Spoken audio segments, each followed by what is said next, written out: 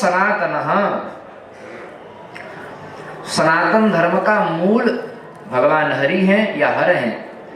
अन्य जो देवता हैं वो उनके अंगभूत हैं, उनके प्रकाशक व्यूह हैं, कायक व्यूह हैं, या एक एक अंग हैं, और उनसे मिलकर के अंगों के समुच्चय का नाम ही अंगी है।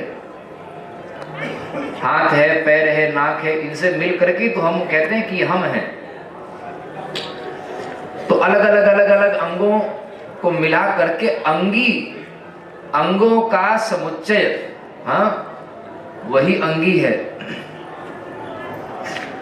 तो भगवत पाद भगवान शंकराचार्य महाभाग तो यहां तक कहते हैं अपने भाष्यों में कि वेद विहित जो देवताओं की आराधना कही गई है वो भी साक्षात भगवान का ही अर्चन है। देवतांतर का अर्चन होने पर भी साक्षात भगवद अर्चन है वह। क्यों? क्योंकि दो प्रकार की विधाएं हैं। एक तो साक्षात उपासना भगवान की होती है, एक सद्वारका उपासना है, एक अद्वारका उपासना है। दो प्रकार की उपासना। जब हम भगवान की साक्षात उपासना करते हैं तो वो भगवान की अद्वारका उपासना है, वह अद्वारिका उपासना। किसी को द्वार न बना के सीधे भगवान की उपासना। और जब हम देवताओं की शास्त्र सम्मत, देवताओं की अधिकार संपदा की सीमा में जब हम उपासना करते हैं तो वह सद्वारिका या सद्वारका उपासना है। देवतांतर को द्वार बना करके भगवान की उपासना। क्योंकि ये सब भगवान के अंग हैं, और भगवान का जो अंग है वास्तव में भगवान में अंग और अंगी का भेद नहीं है। वास्तव में भगवान में अवतारी और अवतार का भेद नहीं है। बहुत से लोग राम कथा कहते हैं तो गोस्वामी तुलसीदास जी महाराज के भाव को न समझ करके अपने आप को अधिक विद्वान, अपने आप को अधिक सूक्ष्म दृष्टा, अपने आप को अधिक मर्मज्ञ बताने के व्यामोह में कई बार अपसिद्धांत का प्रतिपादन लोग करने लग जाते हैं। और जनता तो भोली भाली होती है। गड़हरिये की स्थिति वाला भी व्यक्ति जिधर हाँक दे उधर लोग चले जाते हैं। लोकमत बहुत ही घटिया होता है, इसलिए लोकमत का अनुगमन नहीं करना चाहिए। लोकमत की कहानी हमने कई बार सुनाई होगी। अब वो इतने एक प्रसंग के अंदर से दूसरा प्रसंग निकलता है कि हम मौलिक प्रसंग न भूल जाएं। लंका में आग लगानी थी, लोकमत, और हनुमान जी के पूंछ में रावण ने कह दिया कपि के ममता पूंछ पर सब ही कहे समुझाई, तेल बोरी पट बांध पुनि पावक देहु लगाई। बांध दो, तेल कपड़ा सब बांध के। अब हनुमान जी तो हनुमान जी ठहरे, बाढ़ी पूंछ की न कपि खेला।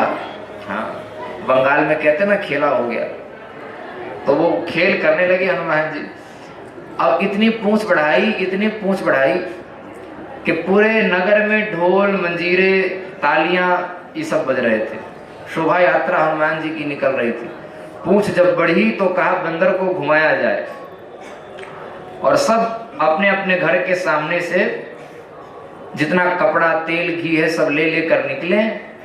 और हनुमान जी को जब सामने से शोभा यात्रा में निकाला जाएगा तो पूंछ में सब बांधते जाएं। ऐसा कौतुक किया वज्रांग बली श्री हनुमान जी महाराज ने। साक्षात एकादश रुद्र हैं, वह एकादशतम रुद्र हैं। इतना पूंछ का विस्तार हनुमान जी ने किया कि लंका में लोगों के घर में जितना कपड़ा था, एक्स्ट्रा कपड़ा जो रखा था वो तो बांध ही दिया। पहनने वाले कपड़े भी बांध दिए, चद्दर बांध दिया, हाँ, रजाई गद्दा तकिया कंबल सब बांध दिया। दीवार के खिड़की के दरवाजों के पर्दे उतार कर बांध दिए। कपड़े की दुकानों में जो कपड़ा था वो बांध दिया। गोपालाचार्य जी तो यहाँ तक कहते थे, छोटा बच्चा होता है ना, तो अब तो सिले सिलाए कपड़े आने लग गए, नहीं तो पहले सब लंगोट ही पहनते थे कि नहीं, अलग अलग ढंग की लंगोट होती थी, गृहस्थों की अलग, महात्माओं की अलग। तो उसको छोटे बच्चों को जो कपड़ा बांधते हैं, बार बार बच्चे मलमूत्र का त्याग कर देते हैं तो बार बार बदलना पड़ता है। छोटे बच्चे, उनके कपड़े को कहते हैं पोतड़ा। क्या कहते हैं? जो ऐसे बांध देते हैं। इतनी पूंछ बढ़ाई हनुमान जी ने कि एक एक महीने 10-10 दिन के बच्चों के जो लंगोटी और पोतड़ा थे उसको भी निकाल के हनुमान जी की पूंछ में बांध दिया गया। और उसके बाद भी हनुमान जी की पूंछ खाली रह गई।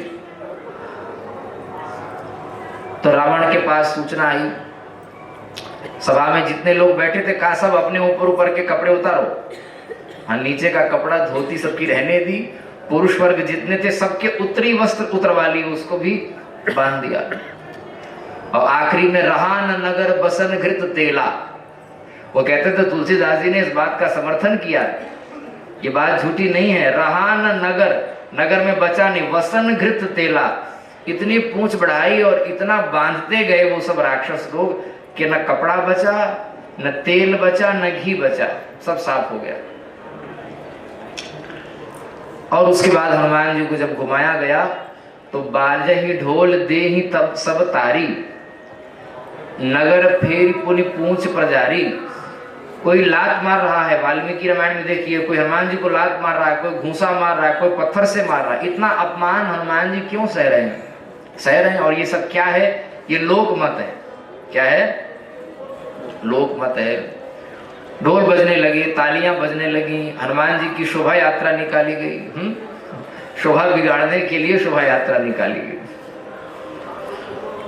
और उसके बाद में जब अग्नि प्रज्वलित की गई हनुमान जी की पूंछ में, तब हनुमान जी महाराज निबु की चढ़े कपि कनक अटारी, छोटा रूप बनाकर पहले चढ़ गए ऊपर एक अटारी में, और उसके बाद विकराल रूप धारण करके हनुमान जी ने, गोपालाचार्य जी महाराज कहते थे, हनुमत पूंछ दहन यज्ञ हुआ। और बड़ा भारी यज्ञ होता है तो सबके यहाँ से चंदा आता है, एक अकेला आदमी नहीं। विश्व कल्याण के लिए यज्ञ लोग करते हैं ना, सबके यहाँ से चंदा आता है, रसीद पर्ची कटती है। तो हनुमान जी ने जिस घर से चंदा आता है यज्ञ के बाद, जब भंडारा होता है, प्रसाद बंटता है, तो सबको प्रसाद दिया जाता है कि नहीं दिया जाता? जहां जहां से भंडारा आया, दक्षिणा आई, चंदा आया, उनको विशेष रूप से आजकल लोग स्मृति चिन्ह देते हैं, ऐसा कुछ देते हैं। तो हनुमान जी ने कहा इस यज्ञ में जिन लोगों ने सहयोग किया है उनको स्मृति चिन्ह अवश्य देना है, कि उनको याद रहे कि हमने यहाँ सहयोग किया था। तो हनुमान जी ने सबके घर में जा जाके सबको स्मृति चिन्ह दे दिया।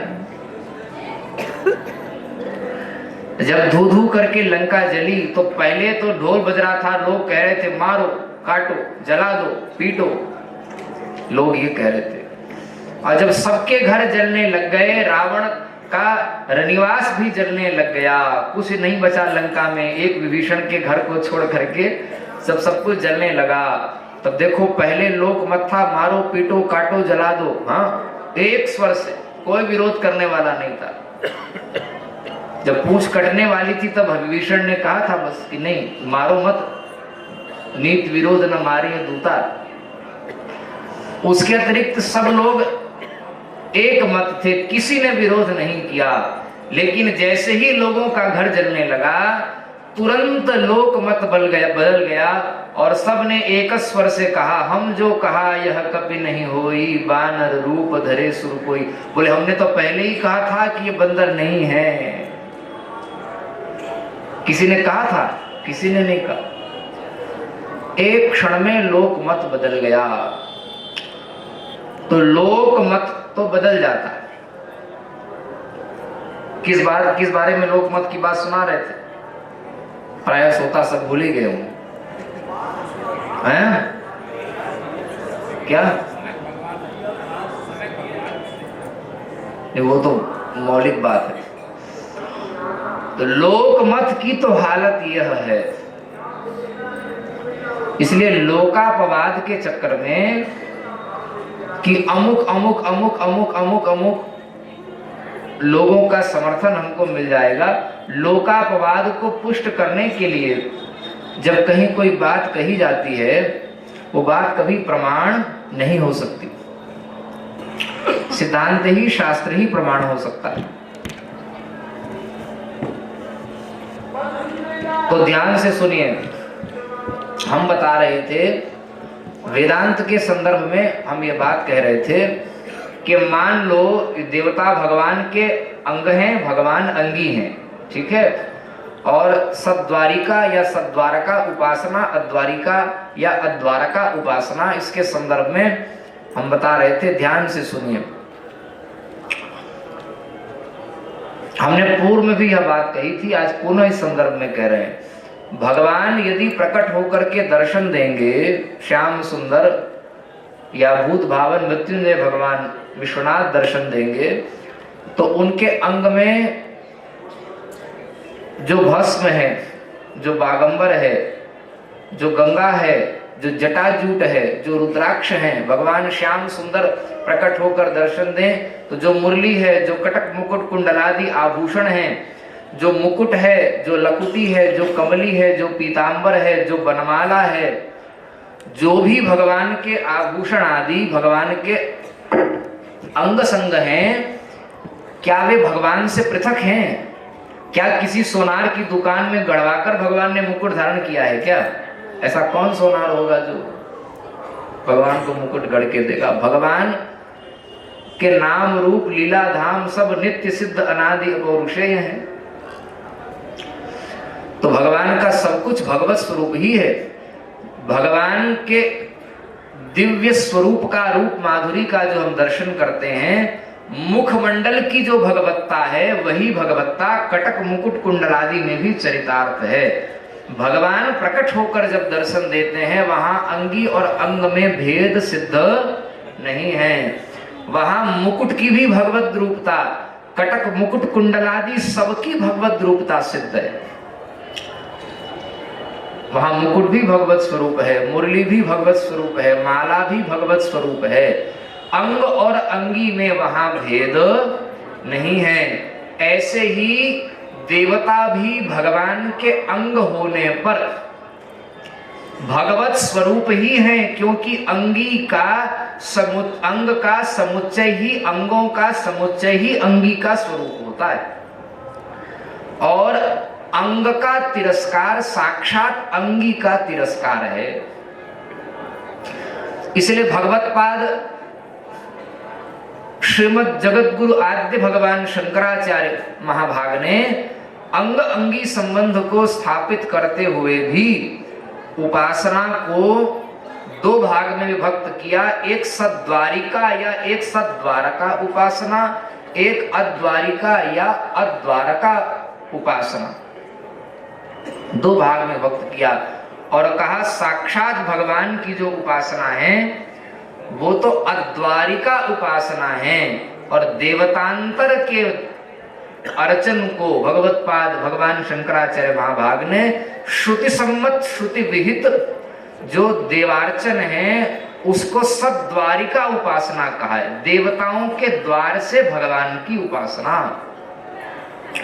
और भगवत अनुग्रह जो है, भगवान का अनुग्रह, एक भगवान का सद्वार का अनुग्रह है, एक अद्वार का अनुग्रह है।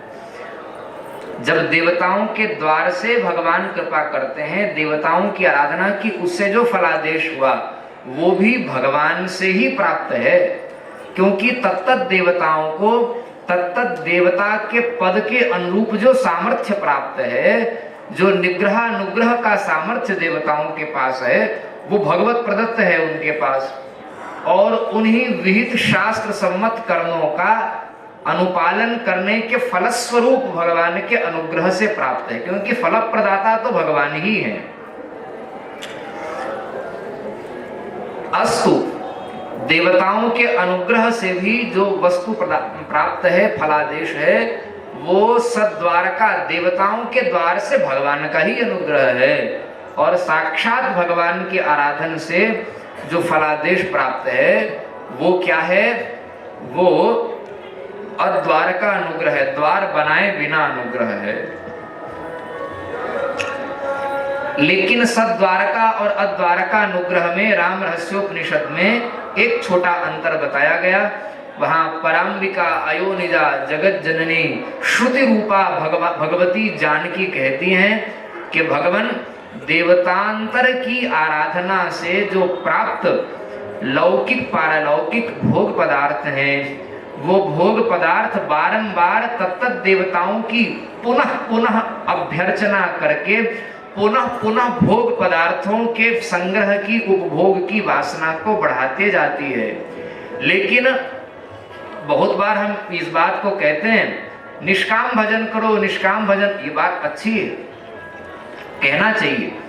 लेकिन कई बार अच्छे साधक गुरुओं के द्वारा कि भगवान से कुछ मांगना नहीं, भगवान से कुछ याचना नहीं करना, ऐसी बात ठीक ठीक परंपरा से न समझे हुए गुरुओं के मुख से बारंबार ये बात सुनने से कई बार क्या होता है कि वो भगवान से तो कुछ याचना करता नहीं, लेकिन उसके बाद फिर वो पीर पैगंबर औलिया मौलिया मजार में चला जाता है, क्योंकि कामना का तो नाश हुआ नहीं है।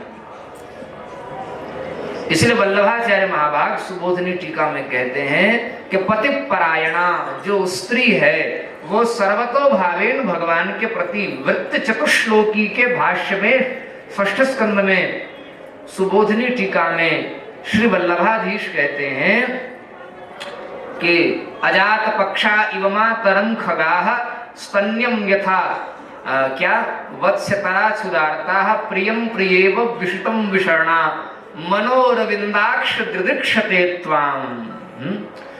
जैसे जिसका पंख नहीं निकला है, नेत्र अभी नहीं खुले हैं, ऐसा छोटा सा पक्षी का वयान शिशु, पक्षी का जो शिशु है वो क्या है, जिसके पंख नहीं निकले, आंखें नहीं खुली, उसकी जो माँ है वो दाना चोंच में दबा कर लाती है, चबाती है और चबा करके चोंच से चोंच मिला करके अपने शिशु के मुख में डाल देती है। वो अपने भरण पोषण के लिए सर्वतो भावेन जैसे अपनी मां पर आश्रित है। अजात पक्षा इव मातरम खगाः स्तन्यम यथा वत्सतरा छुदारता। भूख से आतुर जो बछड़ा है, वत्स है, वह सर्वतो भावेन जो भी चारा नहीं चर सकता, वो मातृ दुग्ध पर ही आश्रित है, माता पर ही आश्रित है। और प्रियम प्रियव, ये दो बातें कहीं, लेकिन इसमें कामना विशिष्ट का समावेश है, संश्लेष है। उसमें माता और शिशु के संबंध में वहां पर जीवनोपयोगी भोजन उसमें बीच में हेतु है।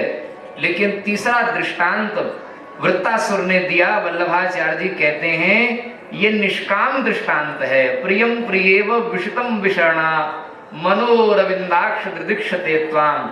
उल्टा स्त्री की बात नहीं कही, पति परायणा सती साध्वी। साध्वी शब्द का भी अर्थ आजकल भयंकर हो गया। पुराणों में जो विधिवत पाणी ग्रहीता और केवल अपने ही पति के प्रति सर्वतो भावेन समर्पिता जो योषिता है, स्त्री है, उसको साध्वी कहते हैं। लाल पीला कपड़ा पहन करके महिला अखाड़ा और कौन सा अखाड़ा है, किन्नर अखाड़ा में जा करके मुड़ मुड़ा के जो है लाल पीला कपड़ा पहनकर एकदम ऐसे आशीर्वाद देती हुई जो देवी है, उसका नाम साध्वी नहीं होता। बहुतों के नाम के आगे लिखा रहता। हम किसी का उदाहरण नहीं दे रहे हैं, हम लोग एक ही समाज में हैं, दृष्टि डालकर देख लीजिए, उदाहरण भरे पड़े हैं। कुंभ में तो भरमार है। साध्वी का मतलब लाल पीला कपड़ा पहनकर शास्त्र विमुख गृह त्याग करके पाखंड फैलाने वाली महिला नहीं। साध्वी का मतलब विधिवत पाणी ग्रहीता और केवल पति के प्रति सदैव परायणा जो स्त्री है, उसको साध्वी कहते हैं शास्त्र में। वो साध्वी है।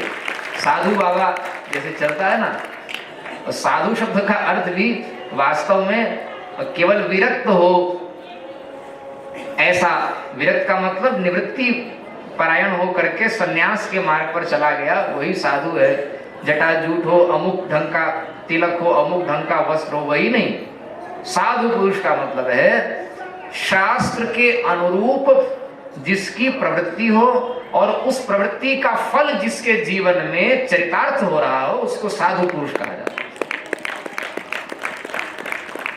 तो वहां पर कहा उल्टा स्त्री नहीं, विदेश में गए हुए अपने पति का स्मरण करती हुई, वो पति का संगम प्राप्त करने की भावना से नहीं, पति विदेश से आएगा तो मेरे लिए गिफ्ट लेकर के आएगा, ऐसी भावना रखकर पति का स्मरण करने वाली नहीं। धनार्जन करने गया है तो धन ला करके देगा, या अमुक अमुक मेरी किसी न किसी कामना विशेष की पूर्ति उस पति के माध्यम से होगी, ऐसी भावना से स्मरण करने वाली नहीं, अपितु पूर्ण निष्काम भाव से केवल मेरा पति ही मेरा आराध्य है। लिखा है स्मृति ग्रंथों में कि केवल और केवल पति के प्रति जो परायण रहने वाली स्त्री है उसका पति उसके लिए नारायण है, और भगवान नारायण की उपासना से विष्णु भक्तों को जो फल प्राप्त होता है पूर्ण निष्काम भाव से।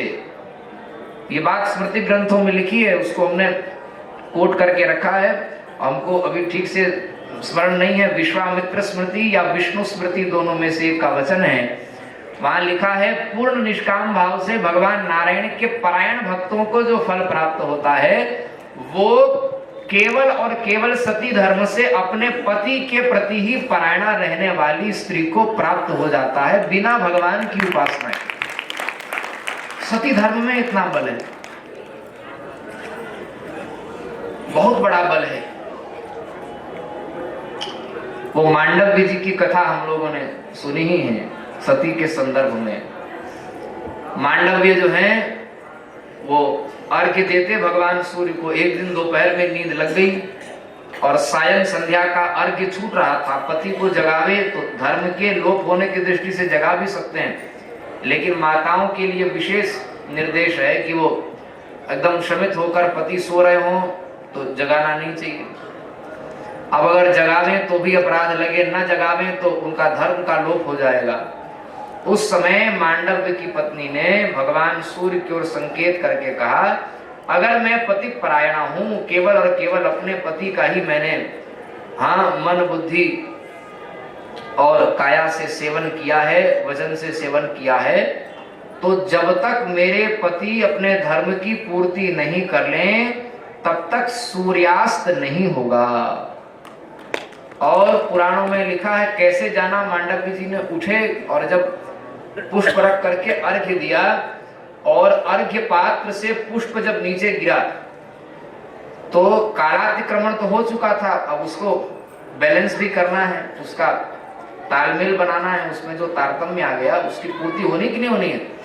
तो जैसे पुष्प जैसे ही हठात गिरा अर्घ्य पात्र से जलधारा में, जैसे ही वह गिरा तो पुष्प के साथ ही साथ मानो हठात भगवान सूर्य का अस्त हो गया, एक क्षण में सूर्यास्त हो गया। ये क्या हुआ, इतने तीव्र गति से कैसे सूर्यास्त हो गया। तब योगी थे, ध्यान में देखा तो पता चला ओहो सूर्यास्त का समय तो बहुत पहले हो गया था। मेरी पति परायणा सती साध्वी सती पत्नी के धर्म से आज मेरे धर्म की रक्षा हुई और सूर्य की गति में भी व्यतिक्रम उत्पन्न हो गया। सूर्य की गति को भी स्तंभित करने वाली सती की गति है। कितना बड़ा धर्म है। इसीलिए धर्म सम्राट स्वामी करपात्री जी महाराज हमारे परम गुरुदेव, उन्होंने इस बात को बारंबार कहा है कि सती सबकी फैक्ट्री है। हाँ, अगर सती नहीं बचेंगी तो साधु नहीं बचेंगे। उल्टा स्त्री के गर्भ से दुरात्माओं का जन्म हो सकता है, साधु पुरुषों का जन्म नहीं हो सकता। अगर सती नहीं बचेगी तो साधु नहीं बचेंगे, सती नहीं बचेगी तो संयमी नहीं बचेंगे, सती नहीं बचेंगी तो शूरवीर नहीं बचेंगे, सती नहीं बचेगी तो दानवीर नहीं बचेंगे, सती नहीं बचेंगी तो ब्राह्मण क्षत्रिय वैश्य शूद्र आदि अपने अपने शास्त्र विहित कर्मों का अनुष्ठान करने वाली कोई जाति शेष नहीं बचेगी। और अगर तत्तद वर्णा जो स्त्रियां हैं उनकी रक्षा हो जाती है तो वर्ण धर्म में अगर किंचित शिथिलता भी आज दिखाई दे रही है, अगर माताओं को उनका जीवन आस्था के उपयुक्त संभाल लिया गया तो पुनः स्वेच्छा से अपने अपने वर्ण धर्म का पालन करने वाली प्रजा फिर से प्रकट हो जाएगी उनके गर्भ से। और एक पत्रकार ने दुर्गा कुंड में महाराज से पूछा था काशी में कि महाराज आजकल पहले जैसे साधु महात्मा नहीं मिल रहे हैं, क्या कारण है। ये गड़बड़ी क्यों आ गई? तो महाराज ने कहा ये सब गृहस्थियों की गड़बड़ी है, साधुओं की गड़बड़ी नहीं है। क्यों महाराज, क्या बात कर रहे? तो उन्होंने कहा कि देखो, संत महात्मा न धरती फोड़ कर निकलते हैं, न वर्षा के समान आसमान से टपकते हैं।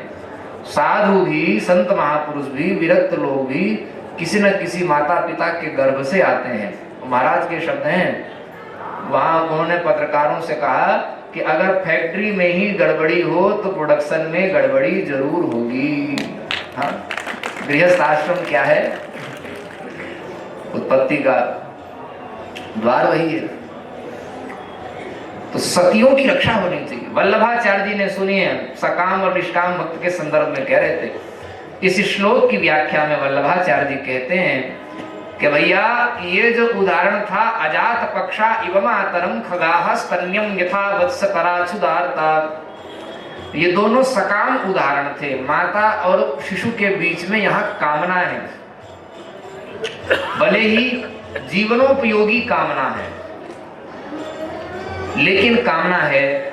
लेकिन पति परायणा जो स्त्री है वो तनमन प्राण अपने पति को ही मानती है और तत्सुख सुखित्व अपने भोजन का भी त्याग करके पति के भोजन की व्यवस्था करती है, अपने सुख का त्याग करके पति के सुख का ध्यान करती है। वो सर्वथा निष्काम है। सती साध्वी जो स्त्री है वो सकाम नहीं है। तो जैसे पति परायणा स्त्री विदेश में गए हुए पति का अत्यंत निष्काम भाव से स्मरण करती है, ऐसे ही प्रियम प्रियेव विशुतम विषर्णा मनोरविंदाक्ष दिदृक्षते त्वाम, ऐसे ही मैं सदैव आपका दर्शन करने के लिए आपका स्मरण करता रहूं, प्रतीक्षारत रहूं। लेकिन यहां टीकाकारों ने बहुत सुंदर बात कही है। पति परायणा स्त्री, इसने वल्लभाचार्य जी ने इसको वृत्त चतुश्लोकी कहा। क्या कहा? वृत्त चतुश्लोकी, वैष्णव का धर्म। प्रथम श्लोक में अहम हरे तव पादैक मूल दासानुदासो भवितास्मि भूयः मनस्मरेता सुपतेर गुणांस्ते गृणीत वाक् कर्म करोतु कायः। ये वैष्णव का धर्म है। और फिर क्या? अजात पक्षा इव मातरम खगाः स्तन्यम यथा वत्स पराचुदारता प्रियम प्रियेव विशुतम विशरणा मनोरविंदाक्ष दिदृक्षते त्वाम। वैष्णव का अर्थ है, वैष्णव का काम क्या है? न नाक पृष्ठम न च पारमेष्ठ्यम न सार्वभौमम न रसाधिपत्यम न योग सिद्धिर पुनर्भवम वा समंजसत्वा विरहय्य कांक्षी। मैं अत्यंत करुण भाव से विरह कातर होकर के आपका स्मरण करता रहूं। मीरा जी ने इस बात को, ये वैष्णव का काम है, यही काम चाहिए। मीरा जी कहती हैं भगवान के विरह में, मैं विरहातुर हूं, लेकिन श्याम सुंदर अगर प्रकट होकर आप दर्शन नहीं देना चाहते, अगर संयोग संगम आप नहीं चाहते हैं, तो विरह से मेरा जो हृदय है वो विरहाग्नि में परिपक्व हो चुका है, पक गया है। धर्म सम्राट हमारे परम गुरुदेव कहते थे, प्रियतम के पुनर्मिलन की आकांक्षा से युक्त जो विप्रलंब है, वही विप्रलंब वास्तव में भगवदीय विप्रलंब है, भक्त के हृदय में रहने वाला विप्रलंब है। और भगवान के पुनर्मिलन की आशा से रहित जो विप्रलंब है, वो तो तुरंत ही देह का पात कर, उसमें हृदय नहीं जलता, उसमें शरीर ही जल जाता है। इसलिए भागवत के 10वें स्कंध में रास के प्रकरण के पूर्व जिन गोपियों को रोक दिया गया, जो प्रतिबंधित हो गई घर वालों के द्वारा, वो गोपियां भगवान के पास रास मंडल में पहले पहुंच गई। जो सशरीर गई, शरीर वाली तो बाद में पहुंची, लेकिन भगवान का अब आज रास की रात्रि में हमसे सम्मिलन नहीं हो पाएगा। इस प्रियतम के मिलन की आकांक्षा से रहित विप्रलंब जब गोपिका को व्याप्त हो गया, तो तत्वज्ञ जीवन मुक्त भगवत भक्त जब गोपी भाव को, गो इत्युक्ते इंद्रिय, गोभिः इंद्र रसम, गोभिः कृष्ण रसम पाति पिबती सा गोपी। प्रत्येक इंद्री से जो केवल और केवल कृष्ण रस का पान करती है वह गोपी है। नाटक करके लहंगा फरिया लगाकर षंड के समान आचरण करने वाले लोग गोपी नहीं हैं, वो दंड के पात्र हैं। तो वो गोपी जो सशरीर गई वो बाद में पहुंची, लेकिन कांत के पुनर्मिलन की आशा से विरहित विप्रलंब की अग्नि से प्रज्वालिता गोपी ने उसी क्षण उसका आत्म तत्व जीवात्म तत्व शरीर का त्याग करके दिव्य वपु धारण करके रास मंडल में वो पहले उपस्थित हो गई, शरीर वाली बाद में पहुंची। तो मीरा जी को भगवान के प्राप्ति की आशा से युक्त विप्रलंब है कि कभी न कभी श्याम सुंदर अवश्य हमें अंगीकार करेंगे, स्वीकार करेंगे। तो भगवत विप्रलंब का स्वरूप वो कहती चलो मैं नहीं पहुंच पाती, कौआ तू काऊ काऊ कर रहा है, मैं क्षत्रियाणी हूं, ले अगर तू भूखा है तो मैं खंजर से निकालकर अपना कलेजा तुझे देती हूं। और कृष्ण के श्याम सुंदर के गिरधर गोपाल के विप्रलंब की अग्नि से पका हुआ भगवत भक्ति रूप रस में डूबा हुआ और भगवत विरह की अग्नि में पका हुआ अत्यंत मधुर और क्या है, पका हुआ परिपक्व मेरा हृदय है। परिपक्व और मधुर मेरा जो हृदय है कृष्ण की भक्ति और विप्रलंब से युक्त, भक्ति रस और विप्रलंब की अग्नि से युक्त परिपक्व मधुर मेरा जो हृदय है, इसे मैं निकाल कर देती हूँ, इसे खा ले, लेकिन यहाँ मत खाना। कहाँ? जहाँ मेरे प्रियतम का संयोग मुझे प्राप्त नहीं हो रहा है, जहाँ मेरे प्रियतम श्याम सुंदर नंद नंदन ब्रजेंद्र नंदन नित्य राशेश्वर गिरधर गोपाल अनंत अनंत काम के मादन भाव को अनंत अनंत मादनाख्य जो श्याम सुंदर हैं, उस काम के मद को चूर्ण करने वाले, जो सौंदर्य को धारण करने वाले श्याम सुंदर हैं, उनके सामने मेरे हृदय को ले जाना। वो मेरे हृदय की सुगंध से गंध से जान जाएंगे कि ये मीरा का हृदय है, और उनके सामने चोंच मारकर मेरे हृदय के मांस को खा लेना। अगर वो स्वीकार नहीं करते तो कम से कम तेरे काम आए, उनकी दृष्टि तो पड़ेगी। काढ़ कलेजो मैं धरूं, कागा तू ले जाए, जा देशा म्हारा पी बसे, वे देखें तू खाए। ये निष्काम स्मरण है भगवान का। लेकिन अब सावधान, जो बात कहना चाहते थे, सती धर्म का स्वरूप प्रतिपादित किया वहां, जो हम वहां वृत्त चतुश्लोकी की बात कर रहे थे। अब उसमें जो बात सरस्वती की, शारदा की कृपा से, गुरु गोविंद ग्रंथ की कृपा से हमारे ध्यान में आती है, समाज में बहुत लोगों को प्रवचन करते इधर उधर जो सुने हैं, उससे जो बात ध्यान में आई है वो बात यह है कि निष्कामता का आवेग आ जाए, आवेश आ जाए, इसके नाम पर अच्छे भगवत भक्त भी फिर इधर उधर भटक करके कामना की पूर्ति के लिए भूत प्रेत के पास चले जाते हैं, अमुक अमुक के पास तंत्र मंत्र मंत्र दिखाने भी चले जाते हैं, वाम मार्ग के चक्कर में भी पड़ जाते हैं।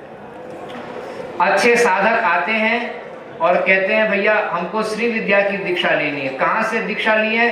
अमुक महापुरुष से युगल मंत्र की दीक्षा लिए हैं, शंकराचार्य जी से युगल मंत्र। अब श्री विद्या की दीक्षा, श्री विद्योपासक होना चाहते हैं तो कहा नहीं महाराज, धन प्राप्ति की इच्छा से श्री विद्या की दीक्षा लेना चाहते हैं। ये भी ठीक है, उनका भी निषेध नहीं करना। यद्यपि श्री विद्या ब्रह्म विद्या है, यद्यपि भगवान का भजन निष्काम भाव से करें तो ही उसका वास्तविक फल हमें अनुभव में आएगा, ऐसी बात संतों से सुनी जाती है। तथापि सावधान सावधान, अगर हम इधर उधर अपने प्रामाणिक देवी देवताओं से भटक करके भूत प्रेत के पास चले जाएंगे, क्योंकि निष्कामता मन में है नहीं, बाहर से गुरुओं ने ताला लगा दिया कि अपने इस मंत्र का प्रयोग कामना के लिए करना नहीं, तब अंत में क्या होगा कि वो भूत प्रेत के पास जाएगा।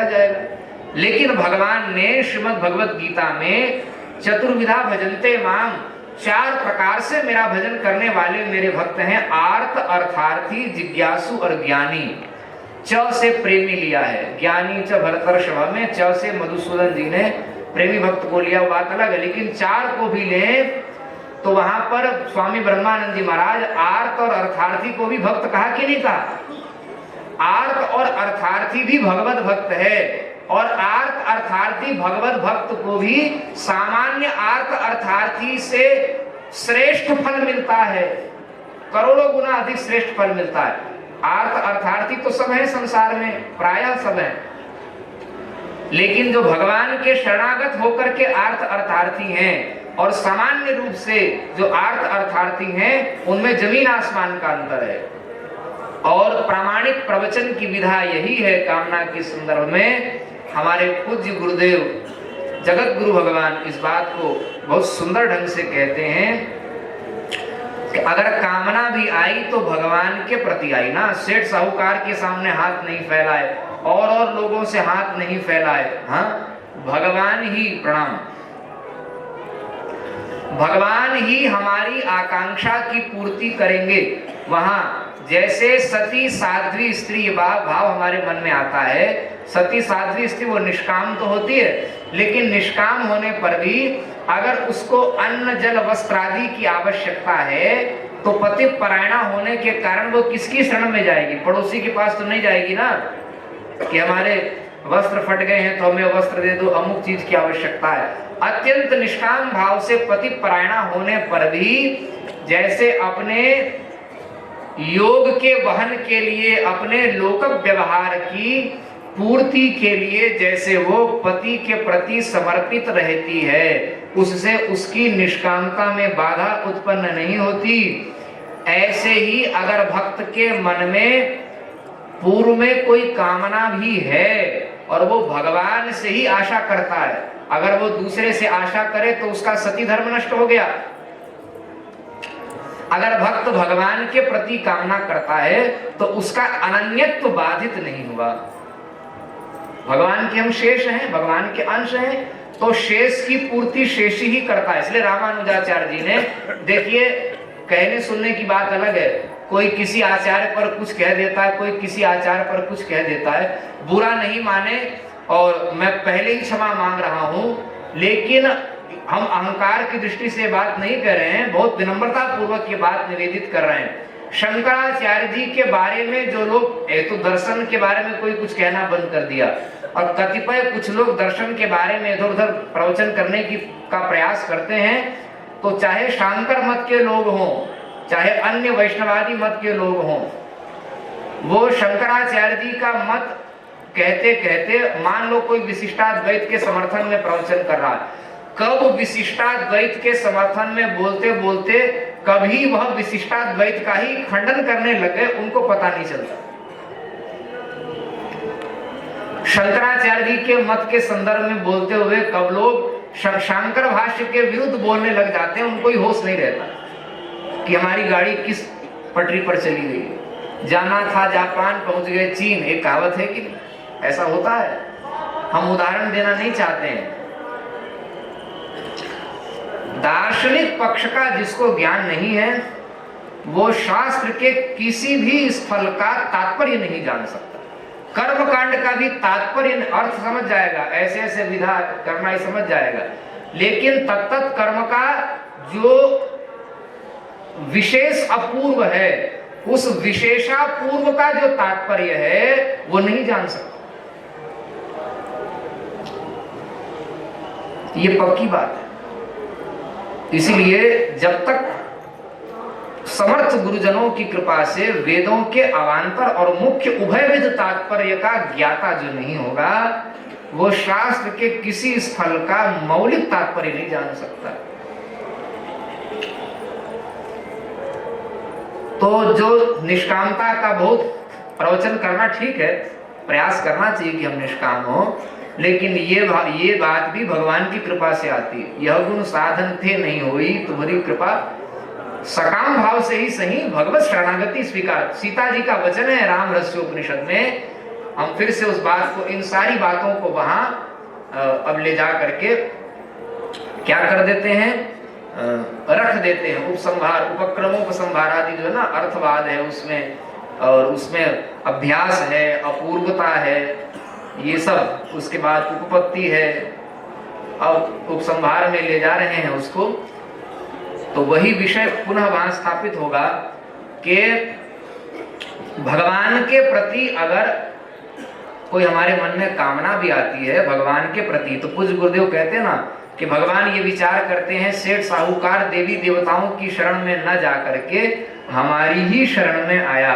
जैसे मनु जी के पास बार बार ब्रह्मा, महेश्वर और विष्णु के रूप में भगवान आए, लेकिन जब तक धनुष बाणधारी ठाकुर प्रकट नहीं हुए तब तक उन्होंने अपने मन की कामना को अभिव्यक्त नहीं किया। चाहिए तो अपने ही आराध्य से चाहिए। जन्म कोटि लगी रगर हमारी, वरऊ शंभु न रहूं तुम्हारी। कामना की पूर्ति के लिए भी आप ही देंगे तो हम लेंगे। पति परायणा स्त्री पति से ही प्राप्त होगा, तब मेरे धर्म के अनुरूप होगा, मैं सती साध्वी हूं। इस भावना से सकाम भक्त का भी तिरस्कार नहीं है। और उसका महत्व क्या है? सामान्य सकाम और इस प्रकार के भगवद आश्रित सकाम में लोकोत्तर अंतर है। एक मत समझना, वो अंतर सीता जी ने राम रहस्योपनिषद में कहा कि देवतांतर से या सामान्य लौकिक पुरुषार्थ के बल से जो कामना की विषयों की पूर्ति होती है, उनका क्या होता है? वो तो कामना को पुनः पुनः बढ़ा के वासना को प्रगाढ़ बनाने वाले हैं। क्या करने वाले हैं? वो वासना को और प्रगाढ़ करते हैं।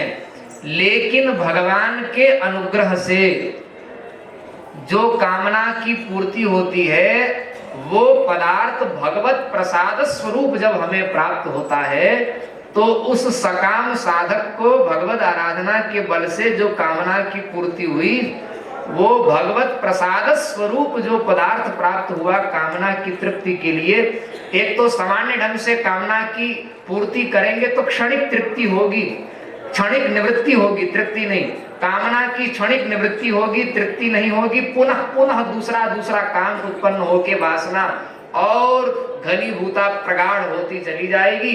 लेकिन भगवत प्रसाद स्वरूप जो पदार्थ उनकी कृपा से, भगवत कृपा से प्राप्त होगा, वो क्या होगा? तुष्टि पुष्टि भी प्रदान करने वाला होगा, और वो प्रसाद ही संतुष्टि प्रदान करने वाला होगा, और अंत में सभी कामनाओं से मुक्ति प्रदान करके सकाम को क्या बना देगा? आत्म काम बना देगा, जिज्ञासु बना देगा, और बाद में ज्ञानी बना करके पूर्ण निष्काम बना देगा। ये भगवान से कामना पूर्ति की महिमा है। इसका मतलब ये नहीं है कि जो निष्काम है वो भी सकाम हो जाए, और होगा नहीं। इस महिमा को सुन करके के सकामता भी भगवत प्रसाद से निष्कामता में उसकी परिणति होती है। ऐसा निष्काम साधक सुनेगा, उसका पतन नहीं होगा, क्योंकि वो जानता है सकाम साधन का फल जो है निष्कामता की प्राप्ति होना, वो मुझे मिला हुआ है, तो मैं बैक गियर क्यों लगाऊं? और कथनचित अगर भगवान से इच्छा करके निष्काम के मन में भी कोई सकाम बात आ जाए और भगवान के प्रति ही वो प्रपन्न शरणागत बना हुआ है, तो भी उसका पतन नहीं होगा। इसके उदाहरण भरे भरे पड़े हैं शास्त्र में। ये भगवान की शरणागति की महिमा। लेकिन भैया वो शरणागति, उसमें बाधक अनन्यत्व है, उसमें साधक अनन्यत्व है, और अन्याश्रयत्व रूप धर्म जो है अधर्म, उसमें अन्याश्रयत्व बाधक है। क्या? शरणागति में, प्रपत्ति धर्म में, उस दिन कहा था ना रामानुजाचार्य जी ने ब्रह्म सूत्र में, स्वरूप स्थिति परक जो सूत्र हैं, उसका अर्थ प्रपत्ति परक किया। उसमें पहले कर्मयोग को रखा, फिर ज्ञान योग को रखा, फिर भक्ति योग को रखा, फिर प्रपत्ति योग, प्रपत्ति धर्म को रखा, उसके बाद आचार्याभिमान रूप योग को रखा। 5 साधन बता। उसमें शरणागति रूप धर्म को प्रपत्ति में बाधक है अन्याश्रय, और उसमें साधक कौन है? अनन्यत्व उसमें साधक है, अनन्यत्व उसकी पूंजी है। तो फिर क्या अनन्यत्व कैसा होना चाहिए? तो कहा अनन्यता भी 3 प्रकार की होनी चाहिए। 3 प्रकार के अनन्यता का प्रतिपादन रामानुजाचार्य। अब विशिष्टाद्वैत पर प्रवचन करने वाले भी कुछ उपासना पद्धति को लेकर, मंत्र को लेकर के और वैखानस आदि के आधार पर श्री रामानुज संप्रदाय में और कौमार संप्रदाय में पांचरात्र आगम की परंपरा है। अपने अपने ढंग से उपासना पर प्रवचन तो होते हैं और झांकियां सजाई जाती, वो होना चाहिए, वो तो मौलिक चीज है। लेकिन दर्शन का पक्ष छोड़ दिया।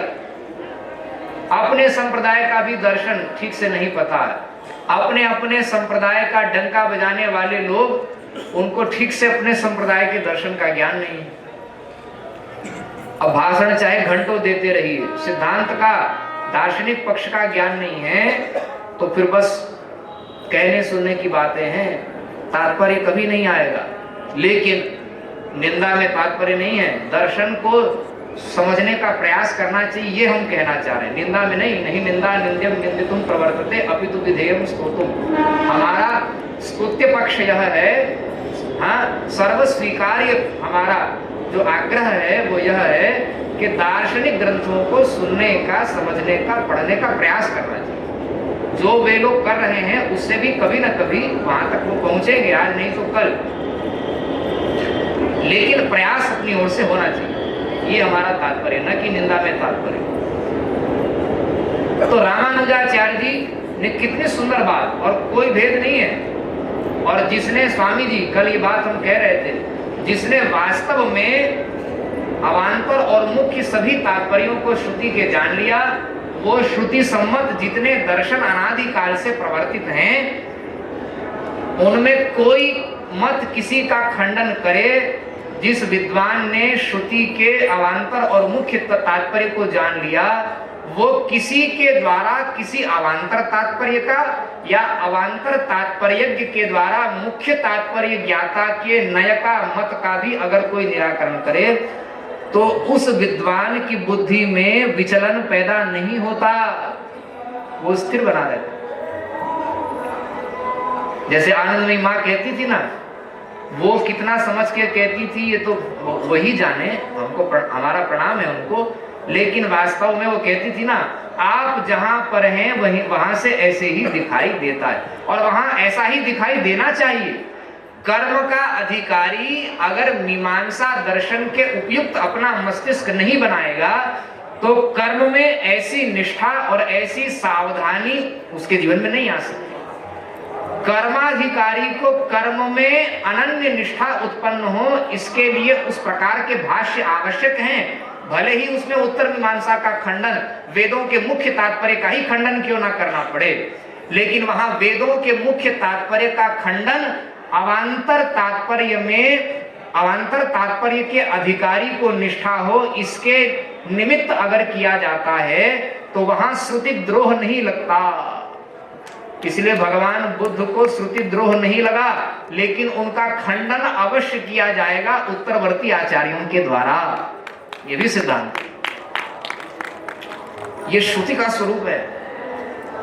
और वेदाः सतत प्रमाणम, इस संदर्भ में तो हम कहते हैं बड़ा से बड़ा आचार्य, प्राचार्य, जगत गुरु, व्यास, वशिष्ठ कोई भी भाषण दे, सबके वचन को श्रुति वचन से तोला जाएगा कि श्रुति सम्मत है कि नहीं। लेकिन श्रुति ने जो कुछ कहा, सबको अपने वचन को सिद्ध करने के लिए श्रुति प्रमाण की आवश्यकता है, लेकिन श्रुति को किसी अन्य प्रमाण की आवश्यकता नहीं है। इसलिए वेदाः सतत प्रमाणम, वेद सतत प्रमाण है। कहां तक कहें, भगवान भी अगर प्रकट हो करके प्रवचन करने लग जाते हैं तो भगवान को भी अपने वचन को सिद्ध करने के लिए वेद के प्रामाण्य की आवश्यकता है। लेकिन वेद को भगवान के भी प्रकट हो करके कि वो कहें, इस प्रामाण्य की आवश्यकता अपेक्षा भगवान के प्रमाण की आवश्यकता भी वेद को नहीं है।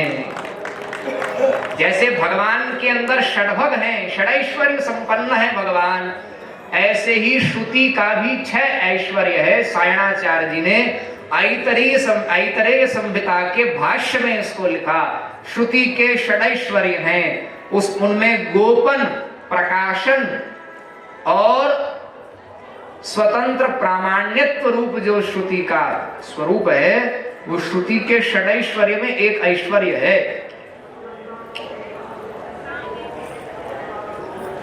भगवान भी वेदांत वेद्य हैं, लेकिन वेद भी भगवान ही उसका समर्थन करके बोले तभी वेद्य होगा, ऐसा नहीं है। कितनी बड़ी महिमा है। और ये भगवान की निंदा नहीं है, क्योंकि भगवत स्वरूप ही है। भगवान का, परमात्मा का पर ब्रह्म स्वरूप जो है वो परमात्मा है, और शब्द ब्रह्म स्वरूप जो भगवान का शाब्दिक कलेवर ही वेद है।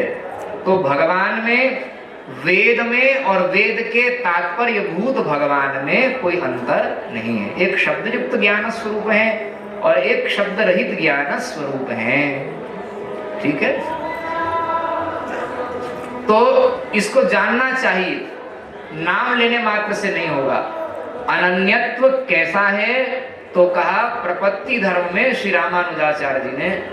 तो हम ये बात कर रहे थे स्वामी जी, अगर अवान्तर मुख्य तात्पर्य को जान लिया तो श्री रामानुजादि दर्शन की तो बात छोड़ दीजिए, द्वैत परक दर्शन में आचार्यों ने जो बात कही है वो भी केवल जिस स्थल में साक्षात शांकर भाष्य का अनुगमन करने के लिए वे आचार्य विवश हुए, केवल वहां ही शांकर भाष्य से उनका अविरोध दिखता है, ऐसी बात नहीं।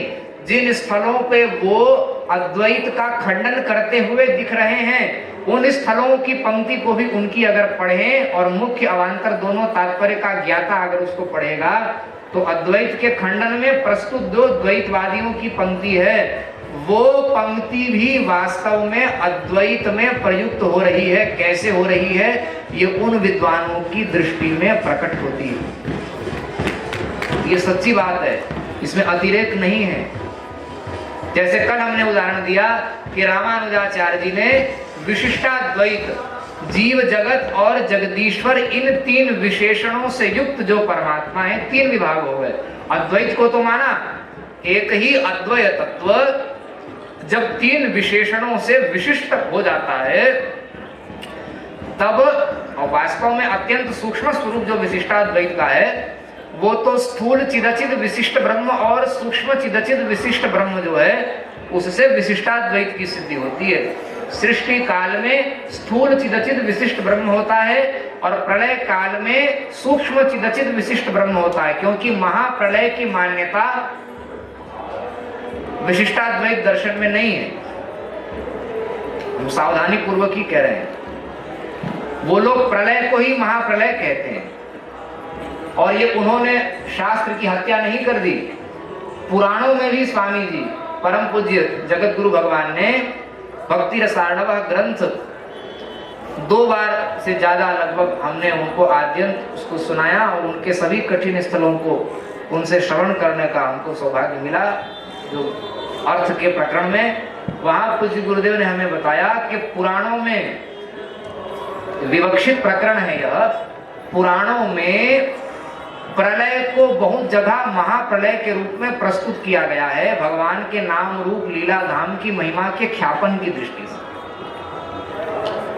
प्रलय को महाप्रलय के रूप में बहुत जगह पुराणों में, भागवत में भी प्रस्तुत किया गया। तो प्रलय काल में सूक्ष्म चिदचिद विशिष्ट ब्रह्म होता है और सृष्टि काल में स्थूल चिदचिद विशिष्ट ब्रह्म होता है। यह विशिष्टाद्वैत दर्शन का सबसे सूक्ष्म स्वरूप है। ब्रह्म की इस प्रकार की स्थिति के कारण ही उसको इन तीन विशेषणों से विशिष्ट पदवाच्य ब्रह्म कहा जाता है।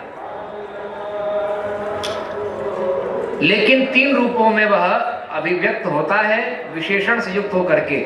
और वेदांत की प्रक्रिया में मलिन सत्व प्रधाना प्रकृति से जीव, विशुद्ध सत्व प्रधाना प्रकृति से ईश्वर और तम प्रधाना प्रकृति के द्वार से जगत के रूप में होता है।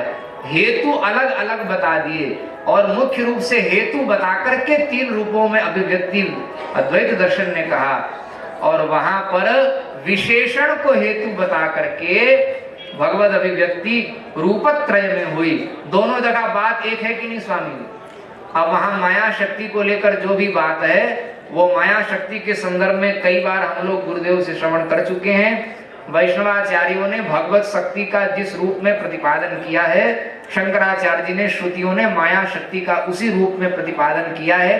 वहां केवल शब्द भेद है, अर्थ भेद वहां भी नहीं है। इसलिए दोनों में एक बात हुई कि नहीं हुई?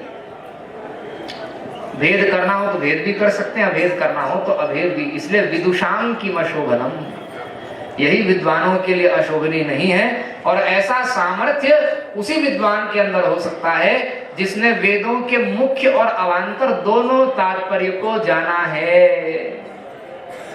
केवल अवांतर तात्पर्य को जानने वाले विद्वान के वश का उसकी सब बातें शोभनीय नहीं हो सकती। तो हम लोग कितने सौभाग्यशाली हैं। अनन्यत्व को कहा कि साधक है भगवान की शरणागति में, बाधक है अन्याश्रय और साधक है अनन्यत्व। अनन्यत्व जो साधक है वो तीन प्रकार के हैं, अनन्य शेषत्व, अनन्य भोग्यत्व और अनन्यार्हत्व। अब इसकी व्याख्या का समय नहीं रह गया है। हाँ, आत्मा अमर है, काल अनंत है। अगर समय संयोग सुलभ हुआ तो भगवत कृपा से, अकारण करुणा वरुणालय, कारण रहित दयाल भगवान की कृपा से, गुरुजनों की कृपा से, हाँ, चेतन स्वरूप भगवत स्वरूप ग्रंथों से, महापुरुषों की वाणी से जो कुछ प्रसाद प्राप्त हुआ है, अगर अवसर हुआ तो फिर इसकी चर्चा करेंगे।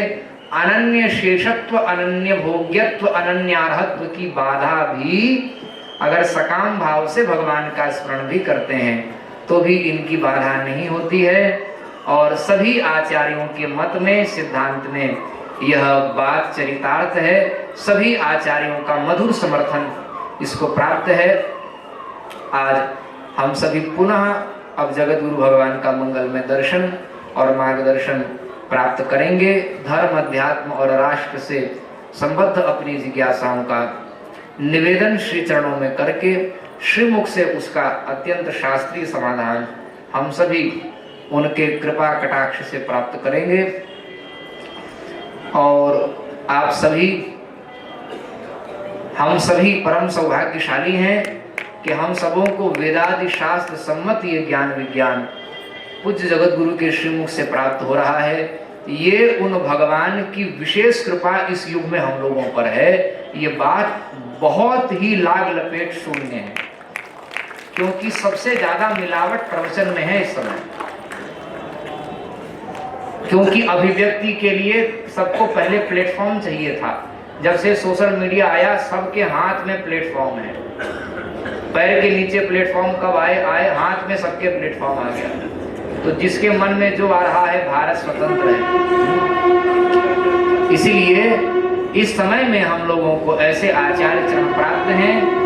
आचार्य परंपराओं में भी ऐसे आचार्य हम लोगों को ही सुलभ हैं जो इस समय गोवर्धन मठ पूरी पीठ के आश्रित हैं।